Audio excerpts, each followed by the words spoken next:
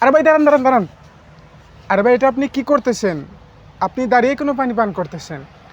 এর মধ্যে আপনি আরেকটা ভুল করেছেন, আপনি বাম হাতে পানি নিয়ে পান করতেছেন। এদিকে দেন আমার কাছে। আপনি এইভাবে বোতলটা আপনার ডান হাতে নেওয়ার পরে পানি পান করার আগে কিন্তু একটা দোয়া আছে, সেই দোয়া আপনাকে পাঠ করতে হবে।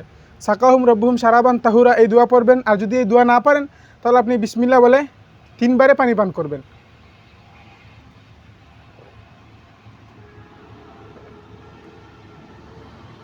আলহামদুলিল্লাহ, 3 বারে পানি পান করা হলো সুন্নত। এরপরে পানি পান করার পরে আপনি কিন্তু আল্লাহ তাআলার শুকরিয়া আদায় করতে হবে। আল্লাহ সুবহানাহু ওয়া তাআলা অনেক বড় একটা নিয়ামত আমাদেরকে দান করেছেন। আর বিশেষ করে কখনো এভাবে দাঁড়িয়ে পানি পান করবেন না, আর বাম হাতে পানি পান করা যাবে না। 3 বারে পানি পান করতে হবে। এটা হলো আল্লাহ রাসূল সাল্লাল্লাহু আলাইহি ওয়াসাল্লামের একটা সুন্নত। আপনারা যারা এতক্ষণ আমাদের সাথে ছিলেন আপনাদেরকে অসংখ্য ধন্যবাদ।